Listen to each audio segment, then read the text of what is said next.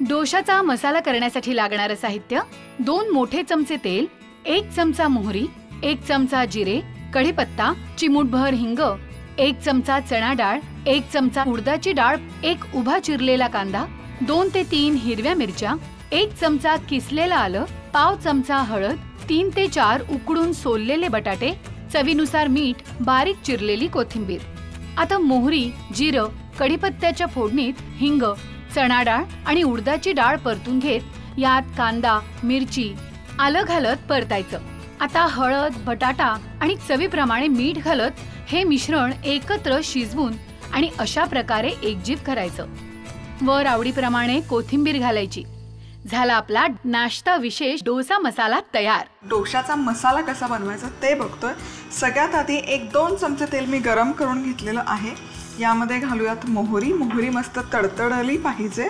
आता घालूयात जिरं, कढीपत्ता, हिंग, चणा डाळ, अर्धा चमचा उडदाची डाळ। आता हे हलकंसं आपण ड्राय रोस्ट करून घेऊयात। हे हलकंसं फ्राय करून झालं की यामध्ये जाईल स्लाइस केलेला कांदा,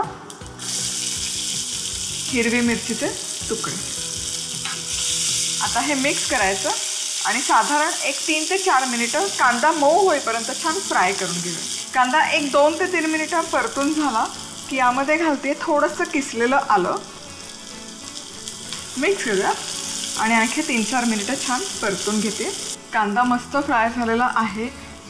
यामध्ये घालूयात हळद, पाव चमचा हळद मिक्स करूया आणि आता घालूयात उकडून सोललेला आणि फोडी केलेला बटाटा। हे व्यवस्थित कोट करूयात, मिक्स करूयात।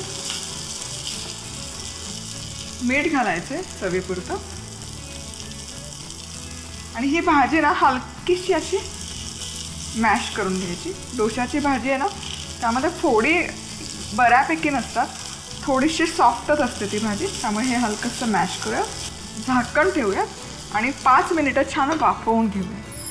आणि इथे साधारण 5 मिनिटं छान वाफवून घेतलाय हा डोसा मसाला। तर चेक करूयात मस्त ही भाजी ना अशी छान एकजीव झाली पाहिजे। यामध्ये घालूयात कोथिंबीर, मिक्स करूयात आणि डोसा मसाला इथे आपला मस्तपैकी बनवून तयार आहे।